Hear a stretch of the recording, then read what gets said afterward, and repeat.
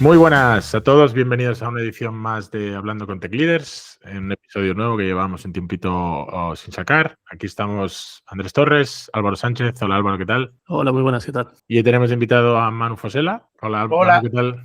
Hola, ¿qué tal? Le comentábamos que lo teníamos en la lista de objetivos desde hacía tiempo y ya le atrapé en la Comic Conf y le dije, te va a caer enseguida un email a ver si te apetece hacer una charlita, y me dijo muy amablemente que sí. Hemos encontrado fecha y horario y aquí estamos. Y bueno, como siempre le comentábamos que en la presentación dejamos que el invitado se presente, así explica él la parte que él parezca más interesante del CV de la carrera. Entonces, Manu, adelante cuando quieras y después de eso ya arrancamos con preguntitas. Muy bien, muchas gracias.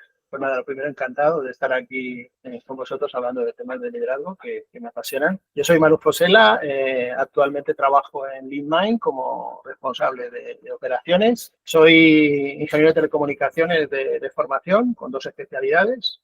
Me gustó mucho la carrera y de 2. Pero luego he estado más de 20 años programando, o sea, siendo desarrollador. Y desde hace 7, pues bueno, me pasé más al lado del management, del liderazgo.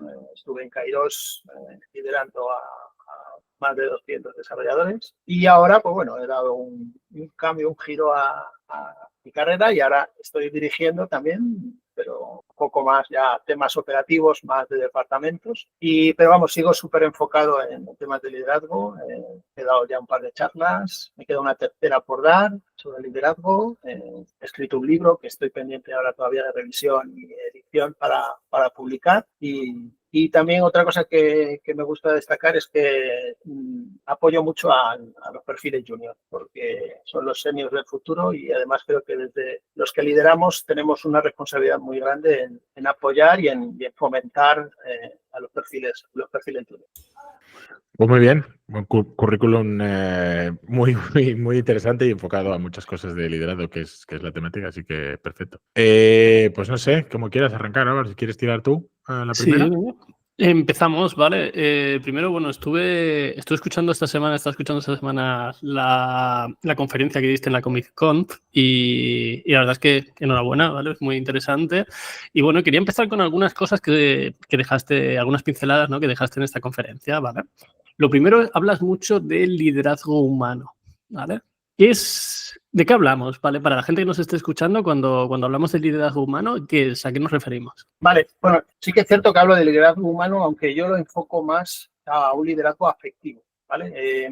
Luego hoy, digamos, como son 3 charlas, justo la última es en la que me centro más en lo que yo defino como liderazgo afectivo. Liderazgo humano, al final, lo que se trata es que las personas es lo importante. En cualquier proyecto, en cualquier equipo, en cualquier grupo, las personas son lo importante. Entonces, quienes dirijan, quienes quieran liderar, tienen que centrarse en las personas, desde las personas, para las personas. Evidentemente, sin olvidar el objetivo al que tienes que alcanzar como empresa, como grupo, pero siempre centrado y pensando en y por las personas.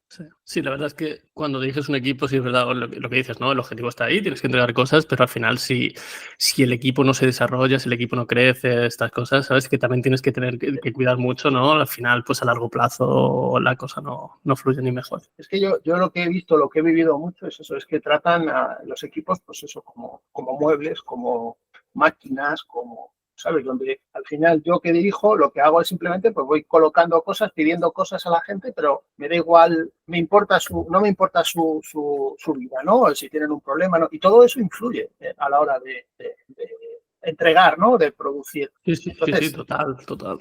Tenemos que centrarnos en eso. O sea, a mí me gusta conocer a las personas con las que trabajo. Yo siempre me he tenido, vamos, me he jactado, ¿no? Y además me ponían a prueba y nunca me pillaban. Por ejemplo, en Kairos, que tenía 200 personas, me sabía nombre y apellidos de todos y cada una de esas personas.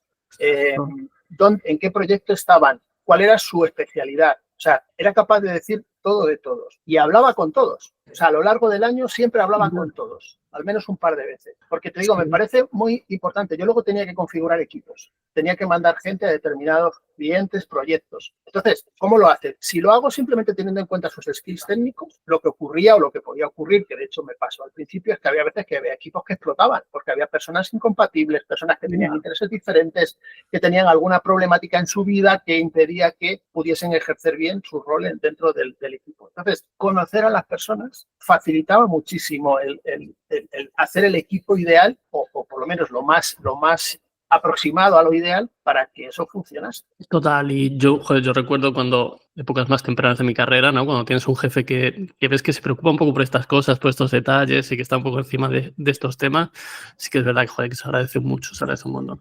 Sí, yo creo que lo había, perdón, yo creo que lo había visto en una de tus charlas, o bueno, yo se lo decía a la gente cuando yo empecé a llevar gente yo, que un momento en que no, en la empresa en la que estábamos había crecido mucho y la gente no se quería mover a esas posiciones, ya se veían como yo estoy aquí de ingeniero de staff o lo que sea y no me quiero mover. Entonces yo para motivarles a que era importante para la empresa que no solo fueran muy buenos ellos individualmente, sino que hicieran crecer a otros y tal.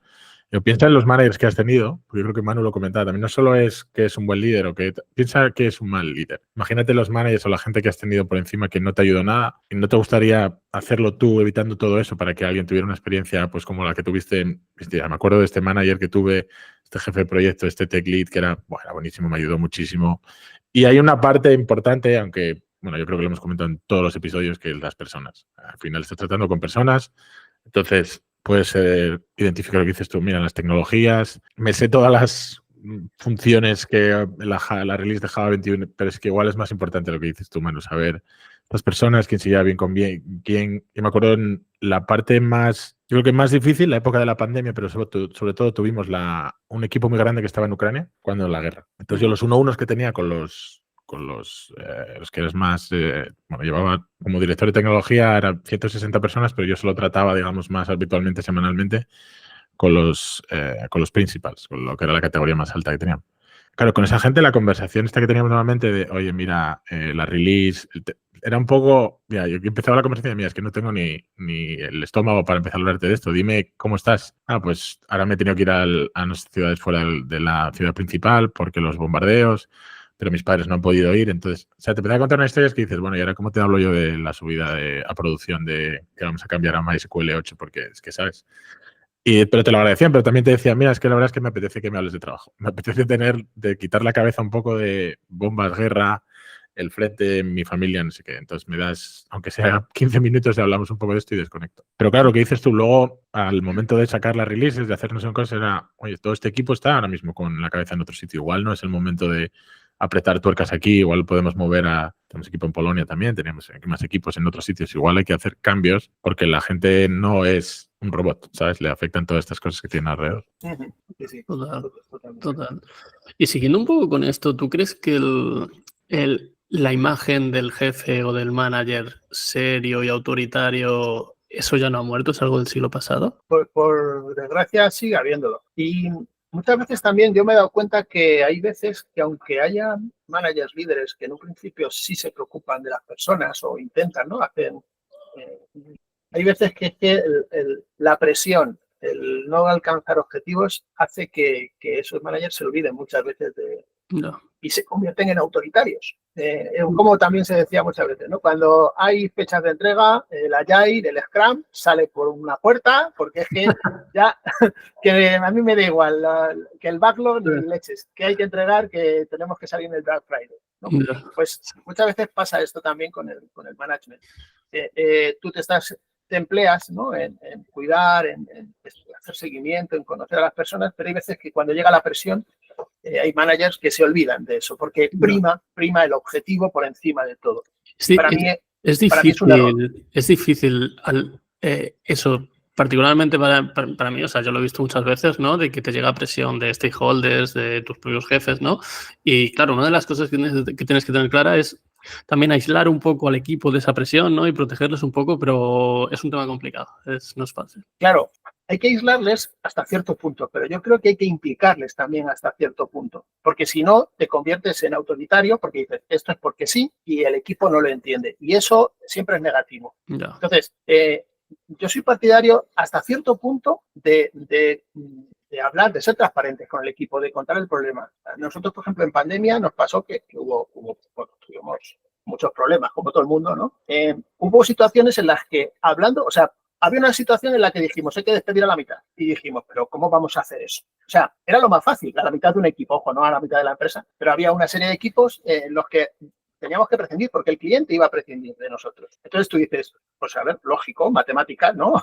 Me sacan de aquí gente, tengo que despedir gente porque no puedo pagar esos salarios, ¿vale? Pero, ¿qué hicimos? Vamos a pensar, vamos a intentar que no sea esa es la trivial, esa es la que haría cualquiera, pero vamos a intentar no hacer eso. ¿Qué tendríamos que hacer? Empezamos a hacer números, y al final llegamos a un acuerdo con el cliente para decir, mira, no te sacamos a nadie, aunque no lo facturemos todos, no te sacamos a nadie.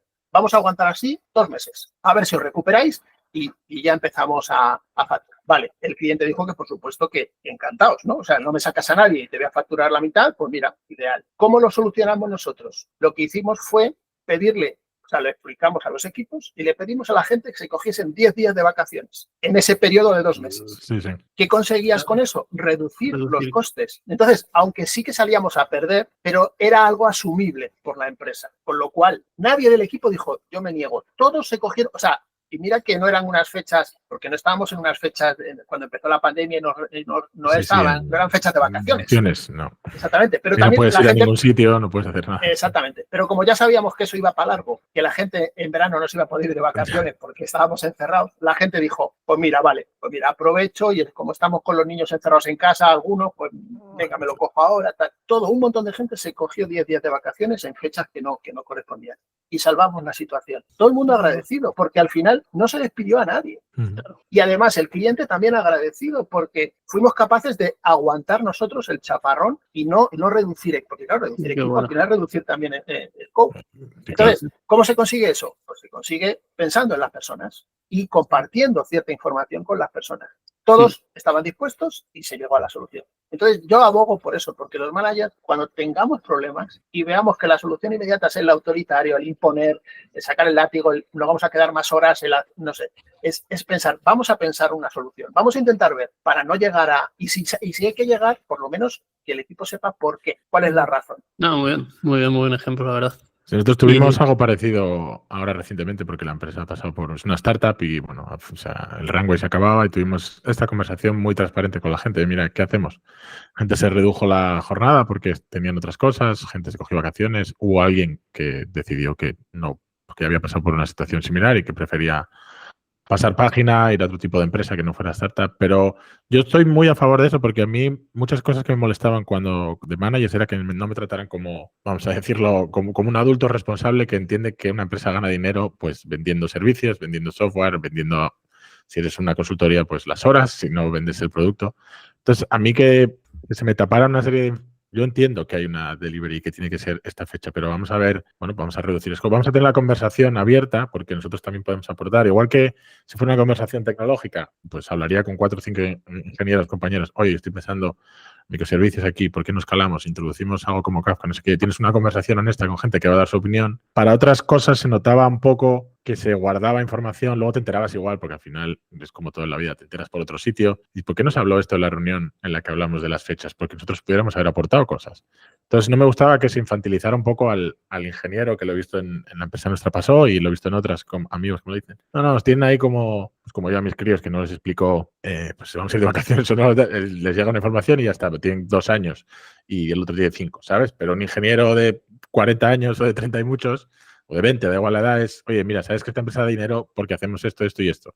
Y esta fecha es la que tal. Si no llegamos hay que explicarlo por aquí, por acá. Si no, reducir scope, quitamos esto. Siempre ha sido... A ver, hay unas cosas que no todo el mundo en una empresa de X personas o 200 o 2000 no tiene que saber todo el mundo todo. Por eso hay unas categorías y hay unos tal, pero todo el mundo sabe que está en un sitio en el que se gana dinero no por arte de magia, ni por estar, ni por teclear, ¿sabes? Porque se ofrece algo, sea lo que sea. Entonces, cuando vienen mal dadas, yo creo que, como lo que dices tú, compartir de manera honesta e intentar involucrar a todos en la solución ayuda mucho más que dimes y diretes, esconder porque al final va a salir toda la luz.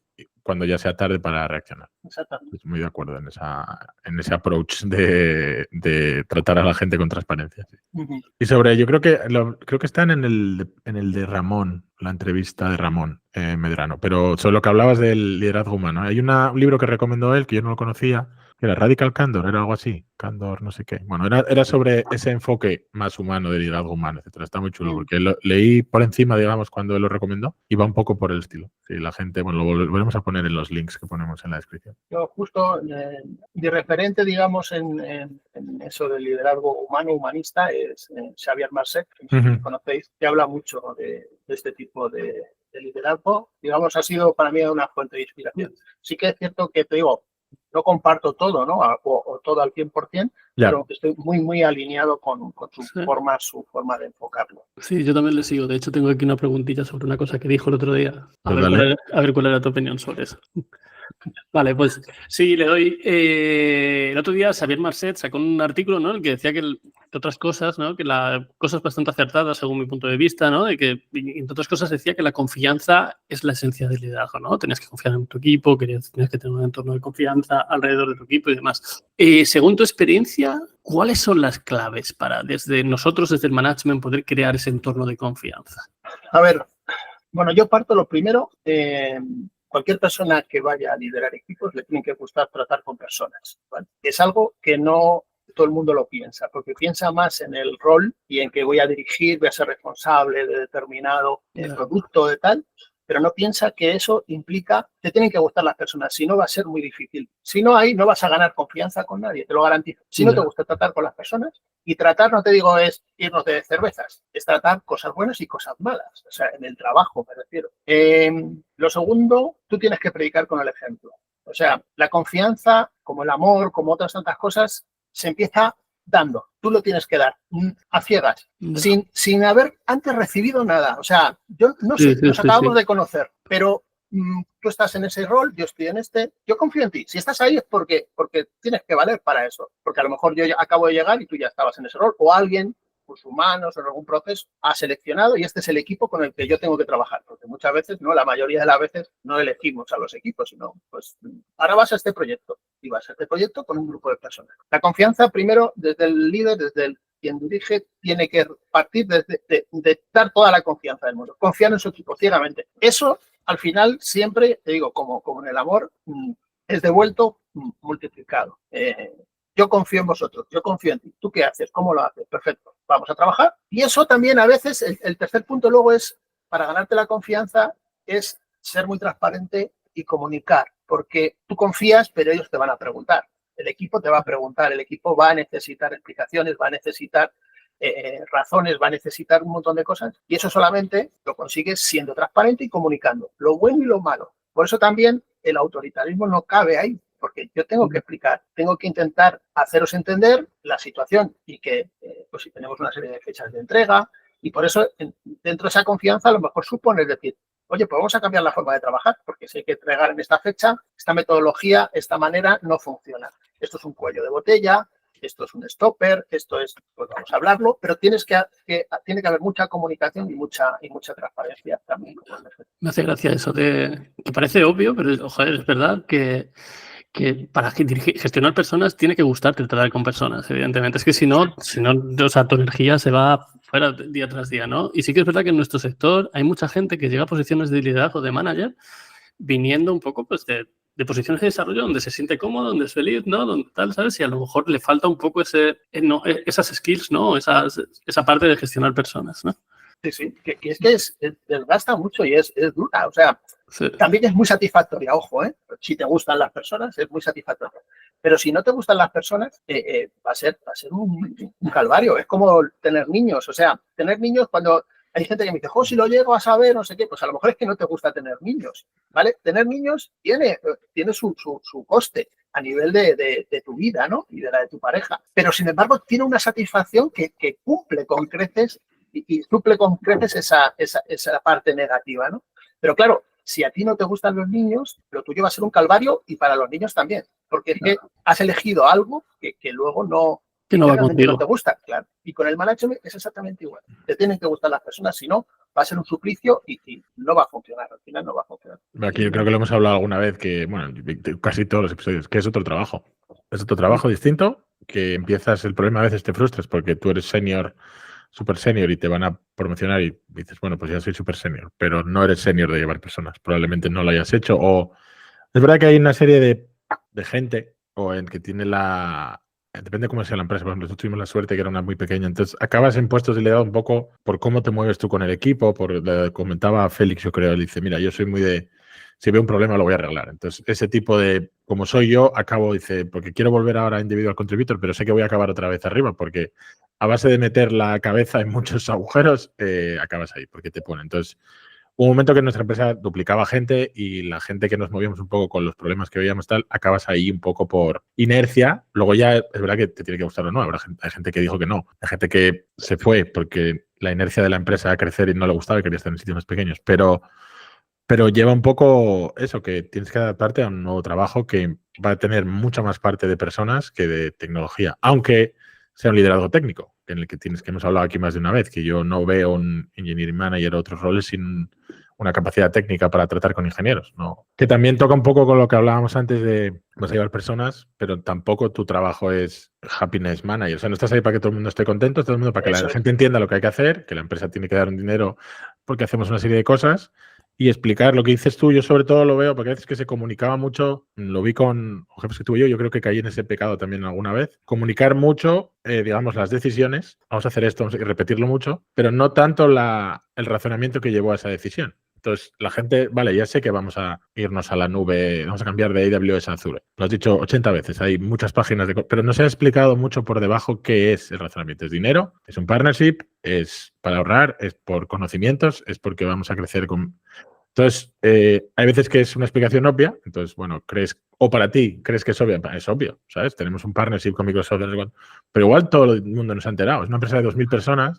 Se anunció un día el partnership y hay gente que, ¿sabes? Que no mira los emails estos de celebración porque a él no le tocan y no está enterado de la vaina. Y se cree que es porque queremos pasarnos a GitHub o algo así. Y no, es un razonamiento más grande. Entonces, hay veces que pecas es que es obvio, ¿cómo no vas a saber eso? Entonces dices, bueno, lo explico porque es obvio. Y hay otras veces que o no estás muy convencido o crees que el razonamiento te lo van a contraargumentar, que puede ser, porque al final hemos hablado muchas veces que ojalá todo fuera blanco-negro en tecnología o en tal, sino, mira, esto es lo bueno, esto es lo malo, pero hay 80 capas de grises que podríamos hacer esto de 1000 maneras y hemos optado por mira, porque la gente que tenemos sabe de esta tecnología, porque sí, porque licencia, por lo que sea. Das la explicación, mira, me he leído por esta explicación. Entonces, luego tú me puedes contraargumentar, pero aún así vamos a tirar por aquí, pero no ha venido ¿sabes? No me he levantado hoy y he dicho, me he cambiado a la nube de Azure, ¿sabes? Vino una explicación por detrás. Y eso es lo que tuve feedback al principio, era en plan, es que nos gustaría saber más bien por qué se ha llegado a esta decisión, no tanto la decisión en sí, que sí que ya la entendemos, o entendemos que vamos a hacer esto, pero el por qué.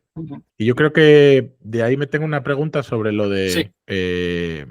Yo creo que te lo oí en una charla, pero a mí me pasó. O sea, yo me pasé de una empresa muy grande, de director de tecnología, 2.000 personas, a una startup, CTO, y llevo un año y pico ya. Y lo primero, al entrar, tenía ganas como de hacer cosas, de justificar, ¿sabes? Venido metido aquí, esta gente ya lleva 2-3 años con un producto que van a sacar y me han metido aquí para crecer, para escalar, pero, ¿sabes? Como que justificar el sueldo. Y además veía un montón aparte de esa ansia de tengo que hacer cosas, veía un montón de cosas, incluso a bajo nivel código de clases de utilidades que me ponían nervioso, porque cada vez que creas una clase de utils, Dios mata un gatito, y un montón de otras cosas que me ponían nervioso a nivel de, pero ¿por qué hay esta herramienta custom para hacer building en vez de algo que ya existe? Muchas cosas quería cambiar la primera semana. Y me acuerdo que hice una presentación, bueno, me dejé un poco más de tiempo la primera semana, pero tenía una presentación ya con 10 cosas para cambiar, maneras de trabajar, por qué no estamos en GitLab, no sé qué tal. Y me acuerdo de verla y decir, no voy a presentar esto. Si llevo aquí un mes y pongo aquí cosas para cambiar como si o sea, es como tirarles la mesa y decir empezamos de cero. Y la quité toda. Bueno, dejé una parte que era sobre empezar a documentar las cosas y por qué se habían tomado unas serie de decisiones en el pasado, documentarlas y a partir de ahora documentar lo nuevo. Eso quedó, como las Architecture Decision Records, 2 o 3 cosas, es lo que presenté. El resto lo he ido sacando digamos, de la estantería este último año y ahora estamos haciendo un montón de cosas ahora, de refactor, y otro día quitamos casi 10.000, 12.000 líneas de código de una parte que era un poco desastre y se cambió. Que yo lo hubiera hecho, te digo, a la semana de entrar. Pero como que tuve que hacer un esfuerzo muy duro de no voy a empezar a tocar cosas aquí porque no entiendo todavía todo bien, porque tengo que hablar con mucha gente, aunque es un equipo pequeño, y porque tengo que ver si todos estos cambios van a aportar relativamente, van a hacer más ruido que otra cosa, generar antagonismos que tampoco quería con algún ingeniero que era más problemático. Entonces, creo que lo comentaste en la de Comic Con, no lo sé, porque alguien te preguntó algo de un CTO, si Sí. entra y ve que la nave no tiene la buena dirección, cambiar cosas ya o esperar un Sí, tiempo. sí. ¿Cómo lo enfocas tú eso? Pues yo lo dije en esa charla, que efectivamente cuando tú entras, da igual en qué rol, ¿eh? Cuando Sí, tú sí. entras nuevo en un sitio, lo normal es que empieces en un periodo de aprendizaje, de observar y de aprender y de preguntar muchísimo. Cuando entramos en roles de liderazgo, de dirección, donde tienes responsabilidades, aunque parezca que tienes que empezar a dirigir y hacer cosas desde el principio, yo creo que no, que lo que tienes que hacer es igual, es preguntar, es informarte, es observar, ¿vale? Si quieres hacer algo, yo lo que digo también es vaciar las papeleras, porque es algo que nadie quiere hacer. Entonces, hay veces que tú estás allí y dices, joder, esta papelera está llena, vamos. Y vaciar las papeleras me refiero a hacer cosas que son obvias, que hay que hacer, porque son temas de limpieza, temas de organizar, de hacer alguna cosa que nadie tiene tiempo de hacer, que tú, como estás ahora en periodo de observación, podrías hacer, que además te ayuda a hablar con Entender, gente claro. y a entender cosas, ¿vale? Porque hay veces que yo te digo, a mí me ha pasado llegar y decir, ¿esto cómo lo están haciendo así? Como tú decías, ¿no? Pero porque tiene una herramienta aquí custom, si esto se podría hacer 1000 veces. Pero voy a preguntar, ¿por qué? Porque muchas veces te llevas una respuesta y dices, lo entiendo, me hubiese pasado de listo. Tiene que ser custom porque hay una razón muy poderosa por la que tiene que ser. Que yo sé que el otro tiene ventajas, pero tendría una desventaja brutal y no podríamos hacer. Entonces, hay que tener esa paciencia, hay que tener esa capacidad te digo, si quieres hacer cosas, haz cosas de las que nadie quiere hacer, cosas que incluso a lo mejor no te corresponde a ti por el rol que tienes, pero da igual. O sea, yo pienso que el líder tiene que ser una persona que tiene que ser capaz de estar lo más arriba y lo más abajo, en cualquier punto de la cadena, tiene que ser capaz de trabajar, ¿no? O sea, de remangarse, ¿que hay que limpiar los baños? Yo limpio los baños y yo no tengo ningún problema. Yo sé limpiar baños. Si nadie los limpia, yo los limpio. No pasa nada, pero que tú eres el CEO. Me da igual que sea el CEO. Hay una necesidad, el equipo la tiene, nadie la puede cubrir, yo la cubro. Eso es lo que primero hay que hacer cuando llegas a un sitio nuevo. No cambiar las cosas, sino tener paciencia. Aprender y, si quieres, ayudar en las cosas triviales que no requieren. Yo me puse a documentar, me puse a como preguntar cosas y tal. Tenemos un documento de hace años, pero esto no está actualizado. Entonces me ponía a documentar y luego creé un proceso de onboarding porque no había onboarding. Era un equipo muy pequeño, hacía 3 años que no entraba nadie. Entonces, desde qué tienes que hacer con el laptop para recibir uno, porque a mí me lo dio un compañero que vivía aquí en Asturias, pero si vives fuera, ¿cuál es Entonces hice un proceso de onboarding basado en el mucho más light que el que teníamos en la otra empresa, que era como mucho más ya industrializado, digamos. Pero un proceso de onboarding, digo, mira, esto es lo que yo me hubiera gustado, que no lo teníamos, pero bueno, para el siguiente practicamos. Y luego documentar eso. Pues había documentar lo que dices tú, porque había un framework, por ejemplo, de frontend, Vaadin. ¿Y por qué Vaadin? Pues aquí no me parece como más... Pues luego preguntas a un chico que estaba a punto de irse, pero todavía me dio tiempo a hablar con él. Bueno, porque nos mandaron a hacer este frontend en una semana para una demo y no sabíamos ningún framework de frontend. Entonces solo sabíamos Java y Vaadin es Java compatible. Entonces metimos Vaadin porque era para usar y tirar, pero aquí estamos 2 años después con el frontend entero en Vaadin.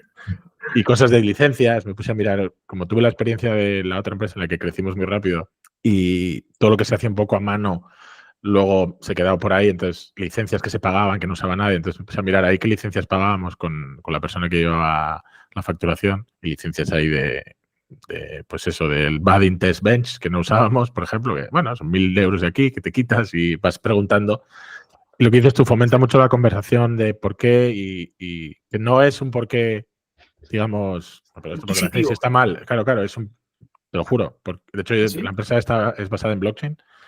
Entonces, lo primero es, ¿por qué blockchain? Que me acuerdo de preguntarle al CEO, ¿por qué? ¿Porque era para vender o en realidad hace falta a nivel tecnología? Porque igual te lo hago con un Mongo distribuido todo, ¿sabes? Si nos ahorramos el hype y ahora lo pasamos a IA. Porque puede ser, digo, muchas empresas arrancan ahora porque la IA está de moda. Pues esta empresa lleva tiempo igual de cuando el hype del blockchain. Pero sí, a mí me parece me costó mucho, si te digo la verdad. Porque una parte de cómo justificar el sueldo, en plan de, oye, llevo aquí 2-3 meses y no hemos cambiado nada. Y otra un poco por el puro ingeniero que veía cosas como muy anti-ingeniera, o sea, como muy malas prácticas, muy documentadas de que esto no se hace así. Pero claro, era un poco el entrar como un elefante en una cacharrería en un equipo muy pequeño, además. Claro. En el que no es lo mismo que haya 20 ingenieros y 18 te den la razón, que lo vean claro, y 2 no, que un equipo de 5 haya 2 que no lo vean, porque es casi la mitad del equipo que se te pone, digamos, no a favor.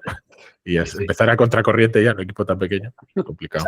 Salvo que realmente esté el equipo, la empresa, la situación en un, sí, un punto crítico, estado, sí. Exactamente, un punto crítico que hay que tomar una decisión, entonces ahí sí, pero claro, ahí tienes que llegar y decir, lo siento, esto es por imposición, confiar y iremos viéndolo poco a poco, iremos iterando. Pero claro, ahí hay que tomar decisiones. Evidentemente, seguramente te han contratado para eso. Lo que pasa es que no es la decisión ideal. O sea, yo si me contratan de bombero, no sé yo si iría, ¿no? Porque... Sí, bueno, a ver, entonces yo tuve la suerte que tuvimos mucha conversación antes de entrar. Entonces ya sabía, digamos, lo que había, qué puntos se esperaban mejorar, aunque luego la situación cambió un poco y ahora estamos más... Justo ahora parece que vamos a empezar la parte que era más crecer y tal, que es la para la que yo entraba hace un año. Pero bueno, ha sido una buena experiencia hasta ahora. Pero justo lo que hablabas ahí me ha pasado y yo creo que de ahí surgió un poco este podcast, del tema de la soledad del líder, que apuntó aquí una pregunta Álvaro. A mí me ha pasado, en plan, ¿pero con quién hablo de esto? Porque cuando eran cosas de... Oye, pues estoy haciendo lo que la última versión de Spring, no sé qué, tengo muchos amigos fuera de mi empresa que están de desarrollador. Entonces, oye, ¿estás usando la última de Spring? ¿Te da problemas con esto? Oye, Java, no sé qué. No tengo tantos amigos que sean CTOs en una startup pequeña de blockchain, ¿sabes? Entonces no tenía... Incluso cuando empezamos con lo de ingeniería de managers en la otra empresa, es verdad que nos pasamos unos cuantos a esos roles de aquella era chapter lead, bueno, lo que le copiamos a Spotify de aquella. Pero no había tantos, estábamos todos como de nuevos, digamos. Entonces estábamos todos entre, bueno, ¿y tú qué haces ahora? Pues los 1-1 lo hago con esto, me encontré una plantilla de uno que la puse por ahí, entonces este tipo de preguntas, luego la compartía, todos íbamos copiándonos unos a otros, lo que parecía que funcionaba, pero es complicado. Entonces, ¿cómo? Bueno, están las charlas y tal, pero ¿cómo se puede superar esa soledad del líder, digamos? A ver, si estás en un equipo pequeño, no hay más líderes, no hay más roles de responsabilidad, complicado, ¿no? Porque sí, obviamente te vas a sentir solo. No solo porque no haya nadie, sino porque nadie te puede entender, no puedes compartir los problemas, ¿no? Con nadie, poder que te escuche y que pueda decir, sí, te entiendo perfectamente, a mí también me pasa o a mí me ha pasado. Entonces, yo intento abogar por bueno, lo primero es buscar grupos, si los hay, que los hay, de roles de responsabilidad, de CTOs, donde, bueno, siempre al final entablas amistad o relación con alguna persona y puedes por lo menos desahogarte y que alguien te conteste, ¿no? Porque si lo haces por Twitter, ahí está muerto. Pero en esa intimidad, ¿no? En esos grupos, por ejemplo, ahora en Codemotion tienen un Telegram de CTOs, por ejemplo. Y creo que está bien porque es un número limitado, ¿sabes? No es. Y se pueden preguntar cosas. Y está bien. Pero lo ideal para mí es eso, que en tu empresa haya más personas que lideren. Y si puedes compartir el liderazgo, todavía muchísimo mejor. Yo descubrí lo que yo llamo el equipazgo, un liderazgo compartido entre varias personas, porque así no te sientes solo, te sientes parte de algo más grande, ¿no? Yo, como broma, siempre decíamos, éramos 3 y decíamos que éramos la Santísima Trinidad, porque decíamos desarrolladores, éramos 3, ¿no? Y cada uno además ejercía un rol, digamos, en lo que mejor se le daba o lo que... Pero eso no significaba que los otros no participasen del resto de cosas, éramos todos uno. Lo que pasa es que te digo, es complicado porque tiene que haber afecto entre esas personas, tiene que haber confianza y no tiene que haber ego. El ego te lo tienes que dejar, o sea, porque muchas veces puede ocurrir que tú ves a uno de tus compañeros como que resalta, ¿no? Porque por lo que haya hecho, por lo que sea, porque alguien... Y tú no lo tienes que ver como una agresión hacia ti, sino al revés, como decir, es que si a él le están dando las gracias por esto, me lo están dando a mí, porque yo soy parte de esto. O sea, yo he hecho mi parte. Yo para mí ese sería el ideal, pero entiendo que eso no es fácil de conseguir. Primero que cómo montar, ¿no? ese liderazgo de equipo de varias personas para un grupo de personas, porque no es la manera en la que se suelen organizar las empresas, suele estar más jerarquizado, con lo cual quizás entonces lo más próximo para intentar compartir esa soledad e intentar paliarla, esa soledad del liderazgo, es buscando líderes dentro de tu empresa, lo ideal, de otros departamentos, de otros grupos, de otros donde reunirse, donde compartir y donde hablar. O montar un podcast. O montar un podcast. Y vamos entrevistando gente. Así andas con gente también. No, pero a nosotros nos pasaba. Además, me acuerdo cuando luego ya, pues cuando estaba a punto yo de irme y tal, hablando con los otros compañeros que eran directores de tecnología o VP de ingeniería, tal, cuando ya me iba, hablábamos de, joder, como reflexionando un poco los últimos 3-4 años, cuando todos habíamos llegado a esas posiciones, que cómo empezamos y pues yo usé mucho aquello que comentaste tú y yo probé aquella template que tú usabas y el onboarding que tú metiste a los backenders, pues lo copiamos aquí, y me echaba de menos esas que siempre teníamos. Bueno, teníamos una llamada semanal y luego muchas diarias por muchos temas. Claro, en esta otra, yo tengo diarias con el equipo y hay muchas cosas que les comparto directamente. Yo, mira, chicos, voy a investigar una POC para ver si podemos en un futuro escalar cuando llegue más tráfico, pues tirar por aquí con Q. Bueno, o sea, un cambio tecnológico que podríamos hacer. Es una pequeña POC, ¿cómo lo veis? Ahora vamos a migrar, por desgracia, vamos a migrar a Kubernetes, pero que bueno, nos toca utilizando tecnologías open source que hay, casi todo enfoca hacia ahí. Entonces, bueno, para no tener que hacer cosas custom, vamos a tirar por ahí. Y claro, a mí me pasó en la otra empresa. Nadie sabía de Kubernetes y de repente estábamos poniendo Kubernetes en producción. Y un equipo de personas de backenders, sobre todo backend y DevOps, pero bueno, casi el resto de la gente y un infierno. Entonces, esto es un equipo pequeño. Vamos con formación no os va a hacer falta saber todo de pe a pa de lo que es Kubernetes, pero vais a usarlo, vais a tocar como desarrollador. Entonces, qué cosas, cómo funciona y luego vamos. Entonces, estoy siendo muy transparentes con eso, con las cosas que vienen, que no sé si luego eso escala bien, pues en la otra empresa no se podía, no voy a hablar con 200 ingenieros de todo lo que estamos haciendo, pero sí darles una visión un poco a 6 meses, año plazo de, mira, vamos a tirar por aquí para hacer planning de trainings, para hacer planning de cosas que les hagan falta para su día a día. Y en esta, pues me apoyo en el equipo porque es lo que hay. Somos un equipo muy pequeño y para todo. También, al final estoy también más cerca de código que antes. Por el tamaño también te toca más ponerte más sombreros que en una empresa más grande. Sí, pero es muy fácil llegar al final del día a ti y tener cierta frustración con esa soledad, porque sí es verdad que depende del día, al final estás en medio, ¿no? Tienes pues un poco pues problemas que te vienen del equipo, evidentemente, la gente de abajo, y luego también pues la presión que viene de los stakeholders, ¿no? Y tú estás así un poco siempre en medio, tío, y es a veces complicado de gestionar. Sí, porque además no hay, en el tamaño que tenemos, no hay más roles. Bueno, el CEO comparte un poco pues la frustración que tuvimos ahora con el runway, los salarios y los inversores y pues en breve empezará el jaleo con clientes cuando salgamos a producción y otras cosas, ¿no? Entonces, pues por ahí, pero claro, lo que dices tú está bien, porque decía, bueno, si tienes un equipo, especialmente si os lleváis bien y tal, porque hay, aunque sea pequeño, os apoyáis uno con los otros, está muy bien. Muy bien. ¿Decís por ahí, Álvaro? Sí, pues quería hablar un poco también siguiendo la temática de entornos colaborativos, ¿sabes? Yo en el pasado he estado en varios tipos de entornos, ¿no? Equipos, ¿vale? Entornos o compañías o equipos que son más competitivos, ¿no? Y entornos donde no son más colaborativos. En mi experiencia funcionan mucho mejor y más a largo plazo los colaborativos. Es que no hay color, ¿vale? Aunque parezca, ¿no? Que en el corto plazo a veces pues un equipo más competitivo, un entorno más competitivo, pues no sé, las cosas como que la sensación de velocidad o de productividad es mayor, ¿vale? ¿Cuál es tu visión sobre esto, man? Totalmente de acuerdo, vamos. Yo lo de la competitividad, es que no lo entiendo. O sea, cuando estás en el mismo barco, sobre todo, ¿no? Porque, bueno, yo puedo entender que si somos dos empresas que tenemos el mismo negocio, pues estamos dentro del mismo negocio, que compitamos, bueno, por ser la mejor o por hasta cierto punto, ¿no? Pero si estamos todos dentro del mismo equipo, los equipos que hay en una empresa, no te hablo solamente de los técnicos, te hablo de todos, los de laboral, recursos humanos, operaciones. Para mí, todos los equipos tienen que colaborar, tiene que haber una transversalidad, tiene que haber una relación.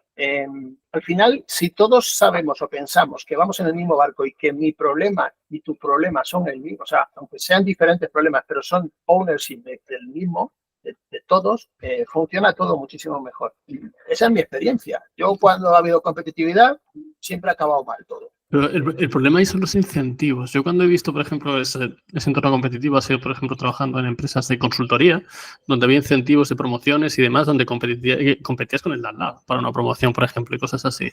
Claro. Y son incentivos hechos a conciencia para generar ese tipo de entorno, ¿no? Y como te he dicho, yo creo que sí, a lo mejor en el corto plazo puedes decir, sí, joder, hace que la gente pues, apriete un poco más o que salgan, pero en el largo plazo no es sostenible. No.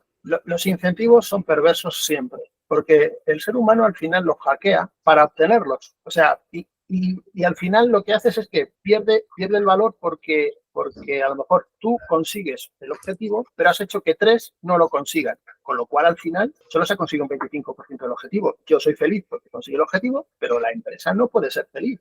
Y es que es imposible. O sea, la energía tenemos que repartirla para llegar a la mejor solución, en el mejor consenso, con lo máximo que podamos. Si yo pongo todas mis energías en conseguir mi objetivo, siempre va a ser en detrimento de alguien. Siempre que he visto objetivos, al final hackeas el sistema para conseguir el objetivo. Total. Y al final es más importante el KPI que lo que es el objetivo detrás del KPI.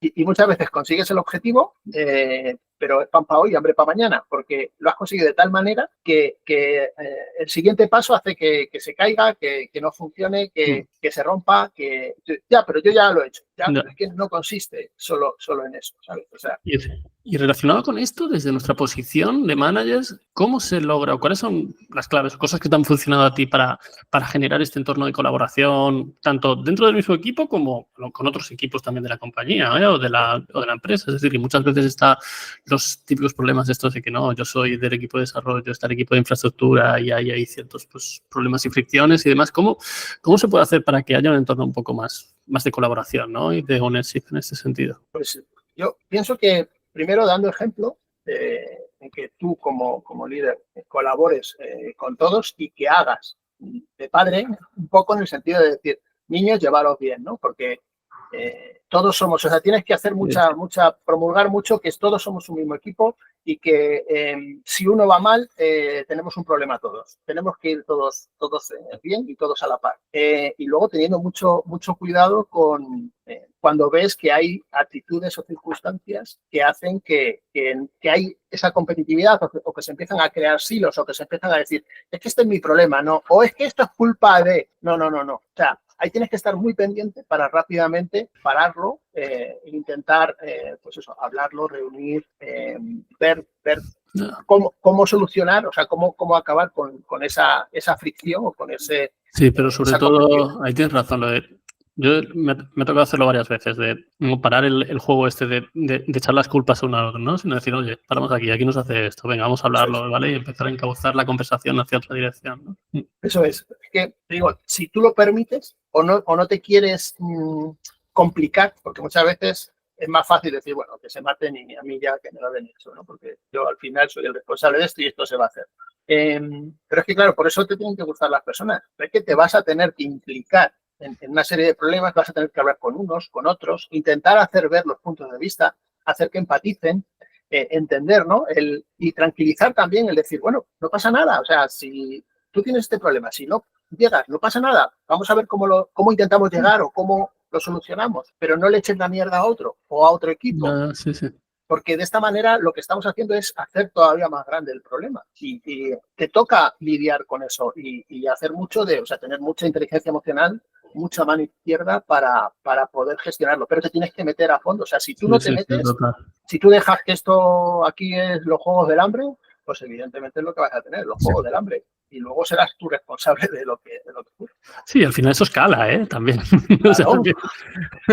claro. Y hay momentos que se vuelven inmanejables, sí, pero estoy contigo. Además que no son cosas que no son tan fáciles, ¿no? Porque, no sé, a lo mejor hay otras cosas que tú sabes más dónde tocar y tal, ¿sabes? Pero aquí sí tienes que tener mucha paciencia, mucha conversación, mucho tal, pero al final cada persona es un mundo, ¿no? Y es complicado saber a veces qué tecla tocar o si los resultados que esperas van a ser los que estás intentando promover con estas conversaciones, estas cosas. Por eso es muy importante también conocer a la gente de tu equipo. Total. ¿Entiendes? Relacionarte con la gente de tu equipo. Sí. Te digo, o sea, aunque sea un equipo de 1000, o sea, evidentemente, o sea, por tiempo y es como imposible, ¿no? Pero en la medida de lo posible, o sea, baja hasta el nivel que más puedas para conocer a toda esa gente. Facilita las conversaciones, hace que tu labor de influencia sea un poquito más efectiva porque también los conoces, estas cosas. Y evita también muchas veces el problema de que no te llegan ciertas comunicaciones o cierta información. Porque yo solo lo he vivido, ¿no? Y yo supongo que vosotros, en algún momento, cuando tú estás en un escalafón más bajo, ¿no? Que tienes un problema, lo escalas a quien te corresponde, pero esa persona lo para. Y cuando llega más arriba y dicen, oye, ¿y esto por qué no se solucionó? Entonces tú dices, yo avisé de esto. Y al final se monta el lío porque, claro, tu responsable dice, no, tú a mí no me dijiste. Cuando hay una comunicación, o sea, si tú tienes, imagínate por debajo 8 ingenieros, y que no solamente te quedes ahí, bájate a los tech lead, bájate incluso a los más seniors para tener y que tengas comunicaciones y que sepas que la comunicación y la transparencia es fluida y que no pasa nada, que tú, o sea, que no, decirme tú algo no es saltarte un rol en la jerarquía, porque no hay jerarquías, o sea, todos estamos en el mismo problema. Hay roles, cada rol tiene una responsabilidad, pero si tú sabes de un problema y lo has hablado con tu responsable inmediato y no has visto la respuesta que esperabas, escálala, o sea, pero porque si yo hablo contigo de manera natural, de manera...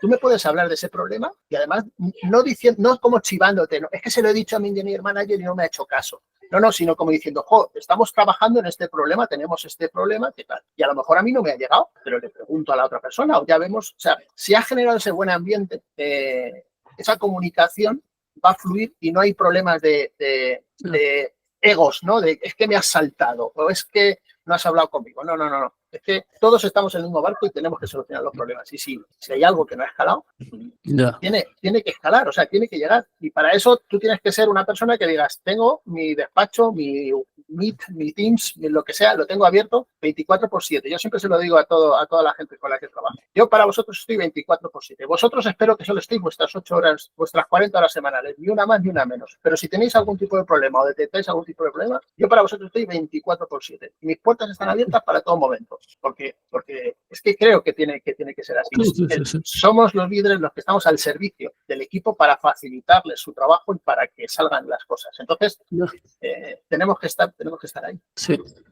Eso me recuerda mucho a la conversación que tuvimos con Javi de Arcos, que lanzaba mucho el mismo mensaje, ¿no? De que el trabajo de un manager es crear el entorno necesario, ¿no? Para facilitar el trabajo de la gente y del equipo. Y es verdad, estoy totalmente de acuerdo, ¿no? El tema ese de hablar directamente con tu responsable o saltarte o ir así. Salió una entrevista con el CEO de Nvidia, que él decía que él no hace 1-1s, que él directamente, pues si hay que decir algo que es para ese, seguramente sea para todos los con los que él habla directamente, supongo sus direct reports o lo que sea. Incluso que si es algo, no sé si le pregunta al entrevistador, pero bueno, y cuando es algo personal, algo para esa persona, solo dice, bueno, si seguro que los otros pueden aprender de eso también, sea para corregir o sea para felicitar, entonces, que no tiene, supongo que es una persona que tampoco tiene el tiempo para dedicar a 1-1s, pero tú notas esa tendencia de que igual, también otro día no sé quién leía, ¿qué empresa era? Bueno, que no tienen Slacks privados, que no se pueden hacer canales de Slack privado. Lo que se habla, aunque sea dar un poco de ruido al canal general, se hace ahí, porque ahí se habla de todo el mundo tiene acceso. Bueno, no los threads, pero que no se hacen canales privados. Te puedes ir a un thread y hablarlo ahí, pero se habla ahí de estamos solucionando este problema, todo el mundo puede echar un ojo, si tienen algún dato a aportar, pero bueno, que no se hacen como silos de conocimiento a nivel para problemática, incluso el tema de los unos. ¿Cómo lo ves? ¿Cómo lo tratáis vosotros? ¿O cuál es tu experiencia? ¿Más todo en abierto para todos o tener canales en privado o un mix? No, hombre, yo creo que la privacidad no es mala. O sea, lo que es malo es si se generan silos de conocimiento o hay mala intención, pero para eso, si has creado el buen ambiente, es que eso es un poco ponerle puertas al campo, yo pienso. O sea, es como de querer controlar, es decir, venga, todo en abierto, aquí todo se comparte. Pues, ¿qué quieres que te diga? Yo creo que a lo mejor, como yo puedo estar hablando contigo en privado, contándonos algo, puede ser diferente como lo pueda estar haciendo con Álvaro o con una persona con la que me relacione poco. Entonces, yo creo que pierde naturalidad. Yo no veo inconveniente en que haya conversaciones privadas, de 2, de 3, de grupos, de lo que sea. Sí. Lo que sí tengo que estar pendiente es de que no haya silos, de que no se generen silos. Yeah. De que no haya grupos que al final, pues por afinidad, que además el ser humano es así, claro, tendemos a juntarnos con los afines y con más grupos. Y más sobre todo cuando hay equipos, o sea, cuando empieza a haber un número muy grande de personas, eso es natural. Yo no estoy en contra de eso. Lo que sí estoy en contra es tener cuidado de que eso no se convierta en un problema, en que se formen silos, en el que silos de conocimiento, en el que se discrimine a personas porque no son afines o porque yo creo que ahí es donde hay que trabajar. Y tienes que tirar de las personas que lideran esos grupos. Tienes que confiar en las personas de esos grupos y con las que más tienes que hablar. Porque son ellos mismos, porque tú a lo mejor si no perteneces a ese grupo te van a ver como alguien externo, ¿no? Que está aquí queriendo imponer o queriendo decir, pero tú dices, por eso tus aliados tienen que ser, tú tienes que hablar mucho con todos los que están. Por eso decía de intentar bajar al máximo, porque cuanto más cerca estés de todo el mundo que tenga una seniority, una cierta responsabilidad, te va a ser mucho más fácil el evitar que pasen este tipo de cosas. Y además que llega un momento que a mí me pasó, el grupo de backenders que yo lideraba eran 50, 60, todavía hacíamos una reunión de todos, 80, 100, 120, ya no se podía hacer esa reunión. Es ridículo, aparte que no, mucha gente solo entraba a la reunión. Bueno, muchos ni entraban, pero los que entraban lo dejaban ahí en abierto, pero no participaban los, digamos, los de siempre. Pero bueno, tampoco querías que solo participaran los que, sino tenía que haber un responsable por departamento. Bueno, estaba la empresa dividida como en value streams, como mini empresitas, entonces yo quería a alguien de todos los sitios para que pasara el mismo mensaje que se hacía en esas reuniones. Idealmente tenían que pasarlo hacia sus equipos, para que yo no podía hablar con 160 a la vez, y que a la vez trajeran cosas. Oye, que yo no estoy ahora tampoco en ningún equipo, no estoy en tu value stream, no sé qué problemas tenéis la parte que hacéis pagos, no sé qué problemas tenéis. Entonces, tráeme esos problemas y vemos si son comunes a la empresa, es particular vuestro, si podemos hacer algo para toda la empresa. Entonces, claro, ahí tenías que, lo que dices tú, la confianza. Yo cuento con que estáis haciendo esto. Luego pasaban cosas que te decían, no, a mí no me ha llegado nunca esta información. También luego lo hacíamos muy redundante. Si no te lo dijeron en una reunión que tuviste con este responsable, también está escrito, se hacían comunicaciones asíncronas mucho, de documentar, de mandar newsletters, se hacían cosas así, pero bueno, porque le llegara por varios frentes. Siempre te iba a llegar alguien que decía, es la primera vez que escucho esto en mi vida, aunque llevaras un año hablando del tema de, no me acuerdo qué era, una migración que hicimos a OpenAPI. Bueno, algo que encima era un proyecto grande, que iba a llevar meses, y hablabas con, no es la primera vez que lo escucho, no sabía que hacíamos esto. Bueno, pues nada. Ahora tendré que hacer algo más, un programa de radio o algo. Y sobre lo que comentabas del 25%, perdona que te he interrumpido. Sí. Yo, en un tema que hablaba mucho con los seniors, digo, a partir de un nivel, que nosotros teníamos senior, teníamos lo que llamamos principal y luego lead principal, digo, a partir de aquí, si te digo la verdad, ya no me interesa mucho, o mis conversaciones contigo ya no van a ir sobre, sabes, un poco más de Spring, un poco más de Java, un poco más de Kubernetes. Ya no me aporta tanto que tú vayas 2 horas más rápido en hacer una tarea o un día más rápido. Me interesa más que la gente que tarda una semana en hacer lo que tardas tú en hacer 2 días, lleguen a algo más parecido. No digo que todo el mundo vaya a tardar 2 días, pero que los juniors, los medios, la gente que tenemos con menos experiencia, se acerquen mucho a tu nivel de expertise y a tu nivel de eficiencia, más que tú en vez de en 2 días tardes un día y medio. Porque tú, claro, evidentemente vas a seguir evolucionando, pero a la empresa no le aporta tanto que tú tardes medio día menos, como que gente que tardara 2 semanas o ni siquiera lo sabe hacer, empieza a tardar una semana, 4 días, hasta que se acerque. Igual nadie va a llegar a ser tan bueno, porque siempre tienes a alguien que es por encima de otros a nivel, mira, no sabes si va a llegar o no otra gente, pero lo ves difícil. Pero es que solo con que 10 personas bajen de no sé hacerlo a hacerlo en una semana, a la empresa le da un impacto mucho mayor, exponencial, que tú seas un día más rápido, ¿sabes? Entonces, decía mucho, a partir de aquí no te vamos a evaluar. A mí no me sirve ya mucho que mejores por ahí, me sirve mucho más tu influencia, cómo subimos a los juniors, cómo formamos a la gente, procesos de onboarding, POCs, demos, etcétera, etcétera, etcétera. Esa era la diferencia que para mí hacía clic entre, ya no te digo entre junior y senior, sino entre senior y pues los siguientes niveles. Llámalo, cada empresa tiene unos nombres, ¿no? Super senior, pero era lo que a mí me hacía clic para pasar al siguiente nivel y lo que les buscaba yo que mejoraran. Porque tú, como hablabas de junior y senior en la Comic-Con, por ejemplo, ¿cuál es ¿qué es lo que tú ves lo que marca diferencia de un rol a otro o al siguiente nivel de senior? Lo que marca de un junior a un senior. Sí, por ejemplo, o de entre senior y alguien más senior. ¿Qué es lo que buscas que cambie? ¿Qué es lo que esa persona tiene que mejorar? Ya, yo no sé, tengo también sentimientos encontrados con las definiciones estas de senior y junior, porque muchas veces es que hay cosas que a lo mejor diría, esta persona es senior en esto, pero es junior en esto. Va más por ahí, va más por quesitos de un trivial. Exactamente. Que en general pasar al siguiente nivel es igual geografía sí, pero en deportes no, ¿sabes? Hay gente que va más por cualidades que por la persona entera como un rol. Exactamente. Pero vamos, si nos referimos a la capacidad que tiene una persona, pues eso, de entregar valor, ¿no? De entregar historias, de desarrollar, ¿no? El código.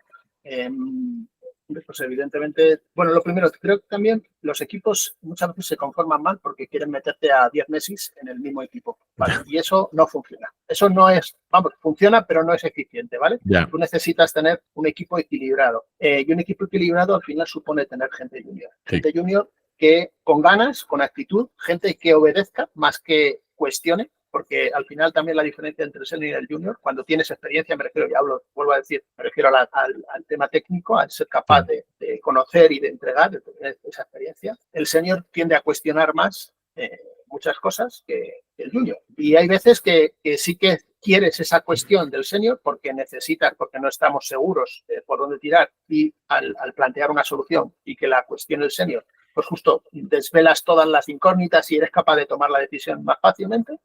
Pero otras veces que sabes que son por preferencias, es que ¿por qué vamos a hacerlo así si es mejor asado? Pero ¿cómo que es mejor? Si da igual o no, Sí. no hay balas de plata, ¿no? Hemos decidido así por esta razón, por eso, como decíamos, porque en nuestro Sí. partnership Microsoft Sí, por lo que tenemos sea, que sí. utilizar Azure. No, pues es que mejor Amazon Web Service, te lo cuestiona. Un junior no te cuestiona. Un junior le dices, lo hacemos así y a lo mejor pregunta, pero no lo cuestiona. O sea, no lo hace cuestionando. Sí. Quizás para mí esa sea la diferencia mayor que haya entre junior y senior, ¿no? El que son capaces, un junior tiene una actitud mucho más de querer hacerlo y de poner todo de su parte y de aprender, que un senior que a veces está más resabiado Correcto. y te suele poner más trabas o incluso hacerlo Vas con desgana. vas con más manías, con más vicios, con más Exactamente. maneras tuyas que luego es más difícil. Bueno, no, hay gente que luego se adapta bien, pero yo lo he visto. Sí, hay gente que se adapta bien. De hecho, hay seniors que yo a veces que los veo que digo, pues parece un junior por la actitud que tiene, Sí. por las ganas, porque no cuestiona de manera inquisitiva, sino cuestiona de manera ¿por qué? O sea, quiero entender esto, ¿vale? Sí. Perfecto, vamos para allá. Pero que normalmente los problemas que sueles encontrarte con gente más senior suelen ser los que... Sí, me ha resonado mucho lo que has dicho de los 10 meses, no por nada de los meses en particular, pero ahora sí que montamos un equipo en la anterior empresa para un proyecto que necesitaba como ir al mítico proyecto hace falta ir rápido, cogemos a cracks, ninja, llámalo como quieras, que tengan más experiencia y nos metimos 3, cada uno digamos de especialidad, o sea, había un frontend, había un mobile, estaba yo por el backend, el arquitecto, era como todo el mundo, llevamos ya tiempo aquí, esta gente. Y fue bien, porque es verdad que hubo cosas más complicadas, pero es verdad que había reuniones que era un drama, porque estaba el product manager, o sea, la parte de producto, y estaba el project manager. El project manager decía, ¿qué me vais a dar hoy? Porque entrábamos ahí, entonces empezamos a cuestionar de arriba abajo cada user story por todos los flancos. El de frontend por aquí no, el mobile por aquí no, yo por aquí no, el arquitecto todo mal. O sea, todo mal no, pero a todo darle una vuelta. Y era, hostia, cada reunión de esas era eterna, había que parar por el medio, en plan, chicos, hemos hecho 2 user stories en 2 horas, ¿sabes? Y tenemos que haber hecho como 20. O sea, habéis replicado todo, le hemos dado 8 vueltas, una la habéis descartado. Que es verdad que luego ayudó se bajó mucho el scope. Cuando ya se bajó el scope, yo creo que nos relajamos, pero vimos un scope al principio que era, mira, esto hay que cortarlo porque no nos va a dar tiempo ni de broma, o lo vamos a entregar mal, entonces vamos a hacerlo más pequeño y mejor y luego vamos creciendo. Pero vaya, eran reuniones. El project manager ese luego lo dejó la empresa y tal, y el tío, no sé cuándo me lo encontré luego por Ámsterdam, cuando todavía vivía allí, y me dijo, ¿te acuerdas de aquel proyecto? Qué mal lo pasaba. Entraba a las reuniones diciendo, ¿por dónde me van a meter estos hoy el hacha? Tenía pesadillas el tío todavía. Sí, además éramos perfiles, no te iba a decir habladores tanto, porque había alguno que era más callado, pero muy de... Aunque luego lo haces igual, porque soy así, me quejo, siempre veo cosas, pero luego tiro. Pero en plan perfil como de... siempre tengo algo que decir, digamos, es lo que me dice mi chica. Siempre tienes algo que decir, aunque luego lo vayas a hacer igual, siempre te quejas. ¿Por qué vamos a ir a la piscina? Aunque luego vas el primero, pero siempre tienes que comentar algo. Pues éramos todos así. Todos los ingenieros y el project manager decía, mira, era agotador. O sea, que el proyecto fue agotador. Pero bueno, sí, yo entiendo y sé a lo que te refieres. Yo creo que además es la manera de que crezcan los juniors. O cualquier persona que tenga menos experiencia, no tiene que ser junior en particular, pero si hay una persona que tiene más experiencia en X, en arquitectura, en cualquier lenguaje, lo que sea, tú al estar allí con esa persona, ves qué cosas pregunta. Porque tú, aunque al principio no vayas a ser la persona que pregunta, en un futuro queremos que seas, o que haga un challenge a un diseño o a una user story. Entonces, ¿por dónde tira? ¿Qué cosas pregunta? Oye, ¿esto cómo va a escalar? Oye, tal. Y entonces te das cuenta de qué cosas hay que sacar para que una user story esté completa y qué cosas no. Y eso se aprende, como todo en esta vida, haciéndolo o viendo a alguien hacerlo, ¿sabes? Exactamente. Pues muy bien. Oye, llevamos una horita, ¿eh? Pues siempre la alerta de la hora que voy sacando. Llevamos más, yo creo. 1 hora y pico. Sí, porque, bueno, es que empezamos... No, sí, por ahí. Bueno, pues vamos... Bueno, hemos cubierto muchas de las que teníamos aquí apuntadas. Podemos tirar por estas, las de siempre, si quieres. ¿O tienes alguna más, Álvaro, que quieras de las que tenías por ahí apuntadas? Pues tenía una así final, ¿sabes? Para que yo creo no hemos tocado, que es también relacionada con la charla esta de la Comic Conf, ¿vale? Que me pareció muy interesante y es que se habla muy poco de eso, ¿vale? En management, ¿vale? Y yo creo que es un tema del que no se habla, pero es importante hablar. Y es el tema del equilibrio mental, ¿no? Equilibrio, o sea, que para ser un manager, debido, pues, a las presiones, los problemas que estamos hablando, que te tiene que gustar hablar con personas, que hablas mucho con personas, que hay días buenos y días malos, pues para estas posiciones en concreto, para toda la vida, ¿no? Pero para estas en concreto tienes que tener tienes que estar bien contigo mismo, ¿no? Y eso es una cosa que recalcaste el otro día. Sí. ¿Puedes profundizar un poco en eso? Porque yo creo, no se habla mucho de estas cosas, pero yo creo que es importante. Sí, pues efectivamente. A ver, yo creo que, bueno, el equilibrio en principio en la vida, ¿no? Deberíamos de intentar tenerlo todos porque a poder ser. Exactamente, ¿no? Y por todos los demás. Pero claro, cuando yo era desarrollador, digamos, el equilibrio era más sencillo de mantener, porque el trabajo era muy ABC, ¿no? Sí, tienes que estar estudiando, tienes que aprender cosas, te enfrentas a retos nuevos, creativos, etcétera, ¿no? Lidiar con compañeros, con problemas, tal. Pero, digamos, eso no te afecta tanto a tu paz mental, ¿no? A tu equilibrio mental. Tratar con personas, como dije antes, es duro, porque al final, si empatizas, si te importan las personas, esos problemas los haces de alguna manera tuyos, en algún grado. Si tú tienes problemas, si tú mentalmente no estás sano, no estás equilibrado, es muy difícil que tú puedas hacer esos problemas tuyos y ayudar a esa persona en la medida de lo posible, de tus capacidades, a enfrentarse a ellos y a lidiar con ellos, ¿no? Porque si no, también muchas veces hay veces que quedamos soluciones de, pues tíralo, ¿no? Pues tíralo. Y muchas veces esas soluciones no valen. Para poder dar soluciones que realmente sean asertivas, que sean positivas, que puedan ayudar, necesitamos estar bien con nosotros mismos. Y para eso, el síndrome del impostor, ese que tenemos a veces de si lo estará haciendo bien o no, si estaré liderando bien o no, todo eso es normal tenerlo, ¿vale? O sea, yo lucho con ello también, supongo, como vosotros, como cualquiera, ¿no? Pero tenemos que ser capaces de asumirlo, de aceptarlo. Muchas veces de aceptar nuestras limitaciones, de aceptar nuestros fracasos, de aceptar lo que no llegamos y poner en valor todo lo que conseguimos, todo lo que hacemos, todo lo que aportamos, todo lo que sentimos que aportamos. Porque muchas veces, como decía, ¿no? El liderazgo no se puede medir, no podemos tener una vara de medir para ninguna métrica, no hay un KPI para esto. Yo creo que eso se percibe, ¿no? Se siente, como decía en la charla, ¿no? Como el amor. ¿Cuánto me quieres tú? ¿Te quiero yo más que tú a mí? Pues ¿quién lidera mejor, tú o yo? ¿O lidero bien o no?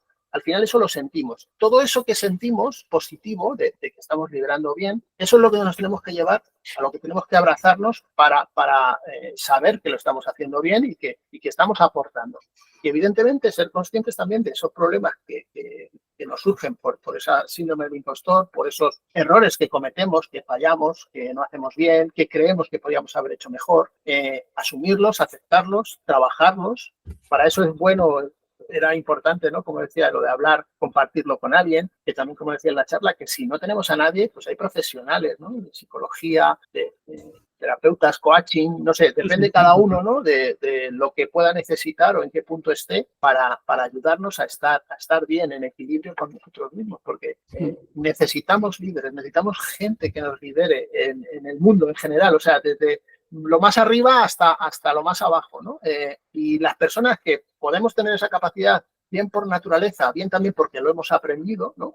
Nos hemos formado en ello y nos ha tocado hacerlo y lidiar con ello en los trabajos, al nivel que sea, tenemos que ser capaces de mantener ese equilibrio porque el mundo sin liderazgo se nos va al garete y yo veo mucha falta de liderazgo. Hay mucho manager, hay mucho gente mandando, pero veo mucha falta de liderazgo, sobre todo es un liderazgo afectivo, un liderazgo desde la importancia de la persona. Qué bueno, bien dicho, sí, señor. Mira, enlaza con una pregunta que hay, pero un comentario, ha salido un vídeo, no sé si lo habéis visto, de Federer en una universidad recibiendo, y una de las cosas, el discurso que hace en la universidad cuando recibe la honoris causa, creo, recibe, o el título, no sé qué es, y dice sobre lo de conseguir continuando con fracaso. Dice, le ha ganado el 80 y pico % de partidos en su carrera, pero solo ha ganado el 50 y algo % de los puntos. Que es un poco, o sea, tú en cualquier partido, por mucho que seas Federer, Nadal o cualquiera de estos, ganas la mitad de los puntos y pierdes la mitad durante un partido. Es el foco en, mira, pues este punto se ha perdido, se ha acabado. No me tengo que frustrar porque he tirado ese revés, no sé qué, porque he hecho tal cosa. Necesitas toda la energía que no estás usando en arrepentirte, en pensar no sé qué, en el siguiente punto, que es el que te va a dar el posible success. Entonces, lo mismo, te vas a equivocar, igual que te equivocabas haciendo clases Java, te vas a equivocar llevando personas, es reconocerlo y avanzar e intentar hacerlo mejor la siguiente vez. Pero bueno, comentaba un poco lo de si hemos aprendido o si naturalmente. Hay una pregunta aquí, ¿se puede ser buen líder si no lo es de forma natural? Es decir, ¿se aprende a ser líder? Yo creo que sí, que se puede aprender, ¿vale? Pero a ver, esto es como un poco como todo. En el deporte, hay personas que tienen unas cualidades deportivas que con muy poco que entrenen o que hagan son buenos en cualquier deporte o en algún deporte, ¿vale? Y hay personas también que sabemos que se pueden esforzar toda su vida que no van a pasar de amateur, ¿vale? Ahora, está claro que esa persona que ha llegado a ser amateur, si no hubiese entrenado, a lo mejor no hubiese podido tampoco jugar en una categoría amateur o una categoría de tercera regional, por ejemplo. Sí, sí. O sea, la formación y el entrenamiento, digamos, todo es necesario, pero hay que reconocer que hay personas que tienen una capacidad natural innata para ello. Esas personas pues están dotadas para que con ese entrenamiento y esa formación puedan llegar a ser jugadores de élite o deportistas de élite. Y habrá deportistas que no llegarán. También hay que tener en cuenta las oportunidades, dónde nacemos, en qué entorno nacemos, claro, el contexto. dónde no. El contexto también importa mucho. O sea, a lo mejor tú puedes ser un líder brutal, pero tu contexto no te va a favorecer nunca que llegues a liderar o a liderar a un nivel alto. Entonces, al final, todo influye. O sea, no creo que haya una respuesta, ¿el líder nace o se hace? Pues evidentemente los habrá que nazcan y los habrá que se hagan. A lo mejor el que se ha hecho no tenía esas dotes naturales, pero su trabajo, su esfuerzo, su formación y el contexto en el que ha nacido le ha ayudado a llegar a ser ese gran líder, ¿no? Que aparentemente no parecía que hubiese sido. Y habrá seguramente gente que haya nacido de manera innata con esas dotes para poder ser líder y no llegue nunca a ser líder. Pero puede ser también por ser una elección. Sí, no que no quiera. Claro. Exactamente. O sea, es que al final influyen tantas cosas, ¿no? Que sí, no podemos determinar. Sí, es lo que, bueno, en deportista, ¿cuánta gente habrá que tenga el talento para el tenis? Pero si no has nacido en un sitio en el que te pueda pagar una academia de tenis, no vas a llegar. No, igual no tocas una raqueta en tu vida, ¿sabes? Aunque naturalmente tú lo tuvieras o juegas a otro deporte. Pero bueno, lo de líder, bueno, todos conocemos también gente en grupos de amigos, tú ves, y has trabajado, a mí me pasó. Yo siempre lo digo, el contexto de la empresa me ayudó a llegar a esas posiciones. Si no, en otra empresa estaría desarrollando y punto, que a mí es lo que me gustaba. De hecho, siempre me quejaba, lo que decías tú de la salud mental. A mí ponerme los cascos y ponerme a hacer algo me ayudaba con lo que tenía fuera del trabajo, incluso con problemas personales. Me ponía ahí y estaba 8 horas encantado. Y pegándome con el Eclipse y con mis beans y con esas cosas. Pero, claro, lo que dices tú, si tienes jaleos fuera y llegas y es otros jaleos distintos, pues mentalmente no vas a estar para ayudar ni en uno ni en otro. Y bueno, hablando de para formarte, si a alguien le toca ahora entrar en un puesto de estos por convicción o porque le ha tocado, ¿qué recursos que recomiendas a alguien que empiece en esta exposición o que quiera empezar? Pues también se puede empezar y luego, si no es lo tuyo, oye, cambiarte otra vez el péndulo del manager y volver a ingeniero, pero ¿qué cosas sigues? Aparte de este podcast, pues libros, blogs, hemos comentado ya a Xavier Marcet, pero bueno, entre otros nombres que luego lo ponemos todo en la descripción para que la gente, libros, blogs, gente que sigas. Pues a ver, no sé, gente que siga. Que yo tampoco te digo para recomendar esto. Yo siempre digo lo primero, si te ha tocado, busca a alguien que ya esté en ese rol. Sí, dentro de la misma empresa puede ser, que tiene el mismo contexto que tú o muy parecido el contexto. Exactamente. O si es amigo tuyo que sabes que está en otra empresa y trabaja, sí. Apóyate en eso porque te digo, no hay fórmulas, ¿vale? Yo siempre lo digo, es que no hay fórmulas, no hay fórmulas mágicas. Va a depender mucho, como decíamos, de ti, de tu contexto, de tu forma de ser, de si te gustan las personas o no, de si te lo están imponiendo o es algo orgánico, algo más natural, algo que has cogido y que al final se ha hecho efectivo. Leer, te digo, es que hay 1000 lecturas. A mí me han recomendado libros de liderazgo que he dicho, digo, esta castaña, ¿qué es? ¿Esto quién me la ha recomendado? Esto no me sirve. O sea, es que además me pone hasta de mala leche, ¿no? Entonces, no sé, yo te digo, voy mucho por el liderazgo humanista de Xavier Marcet, doy un paso más, como decía. Yo buscaría charlas que hay muchísimas en YouTube, sobre temas de liderazgo, seguir gente. Y además, cuando sigues a una persona se suele seguir a temas de liderazgo, te salen automáticamente otros, con lo cual eso pues te puede... Y luego vas seleccionando tú, porque luego hay algunos que dicen cosas que a lo mejor te interesan menos o no te aportan, o Pero yo lo que sí te diría como fórmula es que le pongas mucho afecto, mucho cariño a lo que vayas a hacer y sobre todo a las personas con las que vayas a tratar. Eso es la base de todo. A partir de ahí irás aprendiendo porque te digo, cada grupo es un mundo porque somos personas y cada persona es diferente. Y lo que yo haga con un grupo no te va a servir a ti para hacerlo con otro. No es replicable. Por lo tanto, lo irás aprendiendo sobre la marcha, irás viendo cómo funciona. Pero si le pones mucho afecto, le pones mucho cariño, te facilitará muchísimo las cosas. Más que leer o más que escuchar podcasts o más que... Todo eso complementa, pero para mí es el complemento, no es lo principal. El trabajo en sí, ¿no? Eso es. Sí, hombre, al final eso te puede dar, aunque no sea tu experiencia exactamente, te puede resonar en el momento que te toque hacer tal. Pues me acuerdo de alguien que comentó, porque igual tu contexto no va a ser. A mí me pasa cuando lo hablas tú, que es diferente, pasa con los críos. Siempre pongo el mismo ejemplo.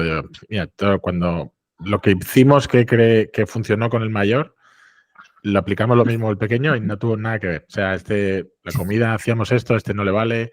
Para dormir, a le dimos tal, otro es lo contrario. ¿Saben? Pero yo creo que ni una sola cosa que hicimos con el mayor se aplicaba al segundo. Y son, al final, aunque son pequeñitas, son personas. Entonces lo mismo. Lo otro, vas a estar manejando personas, con lo cual cada uno es un mundo. Por eso digo que si le pones afecto, vas a conocer a esas personas, vas a saber lo que les duele, lo que les gusta, y va a ser mucho más fácil liderarlas, porque lo vas a hacer desde un conocimiento de la persona, que al final es lo que no se nos tiene que olvidar. Lideramos personas. Las personas, como dice Xavier Marcet, las personas son la estrategia. Entonces, céntrate en las personas, conoce a las personas, consigue que te afecten, que sientas afecto por ellas. Y entonces...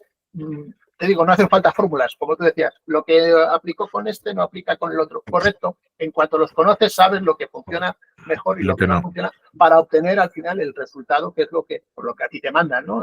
Conseguir un objetivo. Sí. Ya está, no hay más. Pues muy bien. Si tienes alguna pregunta más, Álvaro. Nada, ha sido una conversación bastante interesante, ¿verdad? Sí, muy chula. Echaríamos otro rato más, pero como siempre, para que no sea esto, hay que hacerlo en episodios de varios, Manu Fonsela 1 y 2. Algún día acabaremos así, pero bueno, otro día si no repetimos. Y luego también tenemos la pregunta de gente que sigas tú y tal. Pero bueno, has hecho Xavier Marcet y pondremos algo más de lo que se ha hablado. Ya sabéis que siempre ponemos los links, comentarios. De hecho, una cosa que comentaste lo he encontrado luego, es un cómic que en cuanto decides lo que quieres medir, estás afectando al resultado. Y hay un cómic ahí que yo creo que lo comentamos cuando Félix también, lo pondremos por ahí en Twitter, es interesante. Pues nada, que muchas gracias, ha sido un placer. Nada. Y hemos tocado muchos temas y cosas muy chulas. Tus charlas las seguimos ya hace tiempo, bueno, seguiremos. El libro estaremos pendientes y lo publicaremos por ahí porque hoy hay cosas muy interesantes ahí. Y nada, pues nos vemos en las conferencias y por ahí, por los internets y por los twitters. Y encantado, Manu, un placer. Muy bien, un placer. Muchísimas gracias a los dos por este Gracias, Álvaro, una vez más. Gracias, es un placer. Chao, chao. Chao.